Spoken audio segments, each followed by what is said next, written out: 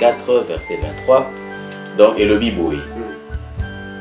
L'Éternel délivre l'âme de ses serviteurs. Amen.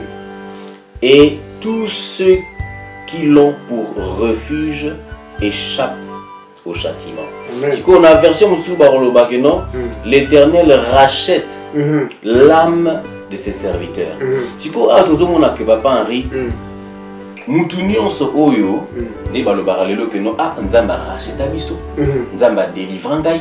Donc dès que au lobby ka ndenge wana que je suis racheté, yeba que oza déjà serviteur ya nzambe. Parce que papa Henri place wana sikoyo mekana ko déblayer mo soumandambu ko éclaircir mo soumandambu to partager kara biso na bino moi compréhension kaka ya verset wana. Au souligner pour mon ko ezali vraiment très important. Parce que bande ko ebele baloba ke ya nzambe aracheta ngai na nzela makila na Yesu, nzambe abikisa ngai boina boye. Alors sikoyo abikisa yo aracheta yo po osala nini, aracheta yo po ozana kati ya service na ye. Donc yango na ozomona ke bato oyo bazo se considérer que bazali basali ya nzambe te parce que azali peut-être na titre te, ça veut dire azali racheté te. Parce que moto oyo azali racheté, azali racheté pour na service ya moto ya sombi. C'est ça. Alors sikoyo soki ozo mimo na serviteur ya nzambe te, ça veut dire que nzambe na sombi yo te. Donc tant ozo landa biso yo zo kanisa yo zo lobake ngana sali racheté par le sang. Bien sûr, tu es racheté pour quelle raison? Pour osala nini. Et puis, depuis au ba racheté, qu'est-ce que tu es en train de faire? Et puis, eloko o yozo sala. Est-ce que ozali sûr que ezali musala ya nzambe de ozo sala? Et puis, question oyo ezali kaka pona ba chrétien te. Ezaka pona ba oyo bazokota ba église te. Mais parce que nzambe azali limité kaka te na service kaka na kati ya église. Nzambe azali tellement vaste que même na libanda ya église il a des serviteurs. C'est ça.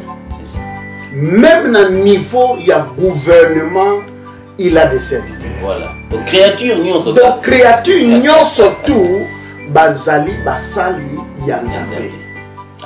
Donc moto oyo déjà yazo kanisa ke non azala ki libanda parce que racheté elingelo bake obunga ki déjà nzela. Donc bazongi siyo siko na nzela. Alors siko bazongi siyo moto ya zongi siyo ezali po ozala na service na ye o dépendre nde na ye. Yango nde asombi yo.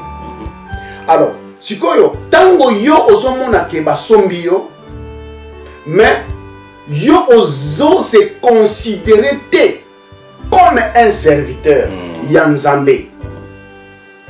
Ozo considérer, ozo kanisa pete, ozo se considérer comme kaka a ne na yo ka langage abato mosusu. Anga na zana nga mondimi simple, anga mondimi ababa, wana ezama kamba basali ya nzambe. Wana ezama kamba basali ya nzambe. Sikoyo yo yo zana mosala ya nzambe. Yo zana mosala ya nzambe te et puis oza pe racheter te. Tala makam. Donc nyoso tout oyo bandeko na ngai. C'est-à-dire ezali po o comprendre place oyo zali. Que tango ozo benga ma mwana ya nzambe osala yango te pa fantaisie. Il faut comprendre que ozali vraiment c'est-à-dire oza vraiment serviteur ya nzambe na kati na mokili. Même soki ozo te ya ba verset biblique te. Même soki ozali intercesseur te na kati ya église, même soki ozali diacre te, même soki ozali pasteur te, oza toujours serviteur ya nzambe na domaine oyo yo ozo sala oyo ezo lakisa, c'est-à-dire ba talent, ba potentialité, ba don oyo eza na kati na yo ezo monisama. C'est ça. C'est ça le service de Dieu. Voilà. Parce que ce que talipé ndenge tozabo ina mokili okomona ke majorité ya makambo oyo ezo salema na kati ya mokili même na kati ya libota na biso nyonso to utilisaka. Par exemple ndenge to vandi awa, est-ce que bato oyo basala ba internet, est-ce que bango nyonso tunde basala ba chrétien? Osomona ba oyo ba créer YouTube, est-ce que bango ne basala ba chrétien? Ba oyo basala caméra oyo tozo utiliser yango, est-ce que bango basala ba chrétien? Osomona. Donc c'est pour dire que kibonzambe asukaka nzambe asukaka na kati ya église était. C'est ça. C'est-à-dire quand je parle de l'église, je parle de l'église des bâtiments. Des bâtiments. Parce que voilà, église à bâtiment. Quand ça fait que puisque yo ozana kati ya église à bâtiment que nzambe asukika wana même libanda ya église ya bâtiment. Nzambe pe ado sala bikamo. Parce que lelo nzambe azo utiliser pe basali na ye na ba dimension nyoso tout. Parce que moto oyo azali na pema, moto oyo azali na vie. Azana vie te parce que ye aponaki kozala na vie. Et puis pour vie wana pe elongwa na kati na ye akopona yango te. Donc ça veut dire que nous avons un maître. Oyo azali, c'est-à-dire auteur ya ebandeli na suka ya vie ya moto nyonso. Et moto nyonso tout oyo azali na bomoi, azali na bomoi pona kaka azana kati ya service ya nzambe. Et service ya nzambe ezaka ba verset biblique te. Moto oyo déjà azali par exemple président de la République. Il est dans le service de Dieu. Qu'il soit conscient ou pas. Au moment où bandeko ebele bamiko sanaka. Azu poste par exemple moko boye, aza ministre, aza gouverneur, azali boye na boye, aza président de la République. Tu vois, il est accueilli pour s'engager peut-être naba negeto yokaka quelque côté naba occultisme, ba science moko boye. Mais tout simplement, il le fait parce qu'il ne connaît pas ce qu'il est. C'est ça. Azo comprendre makambo oyo azalité.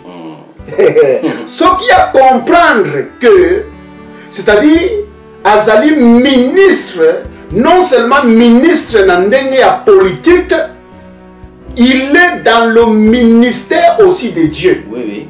Bien que azali ministre. Ozali gouverneur, ozali pe gouverneur na kati ya ministère ya Nzambe. Ozali na kati ya service ya Nzambe. Parce que mboka oyo zo servi na kati. Obotamaki okutaki ke yango déjà ezali. Donc ba engagé kaka po o accomplir mission oyo Nzambe azana ngo posa. C'est ça. Siko bato oyo bazo kanisa que non voilà je suis pas chrétien, je crois pas en Dieu, vos histoires de la Bible, nyosto wana oyo azolo bango aza ignorant. Ayebi na été que na mokili na service wana waza nango azo sala ka Nzambe. Azaka vase. Aza vase kaka voilà. Azaka vase. Donc mon stand bazolo ba awa serviteur de Dieu. Ezali être humain nyonso. Oyo na kati na mokili. C'est ça. Ezaka ka ba pasteur te. Ezaka ba évangéliste te. Ezaka ba chrétien te. Ezali créature nyonso tozana kati ya service ya Nzambe. Parce que mokili ezali mokili ya Nzambe. Lokola oyaki kokuta yango, ezape ndenge yo kokende kotika yango. Ndenge topesaki exemple na ebandeli awa ke moto oyo azana ba mbongo ibele a créer entreprise na ye et puis engager yo na kati entreprise wana. Donc ça veut dire que un jour peut okolongwa mais entreprise wana iko continuer ezalaka wana kaka. Donc c'est pour dire que tout ce que nous pouvons imaginer, tout ce que nous pouvons faire, que ça soit conscient ou inconscient, ezaka mosala ya nzambe. Ah, en tout cas papa Henri, ah mais vraiment ceux qui te ont comprendre makambu oyo bien. To bana rozala mingi na ba complexité. Que non ah il y a za mosala nzambe po za pasteur, aza na titre ya pasteur. Il y a za mosala nzambe po za na titre évangéliste na kati ya église moko boye. Non, eza ndengona te.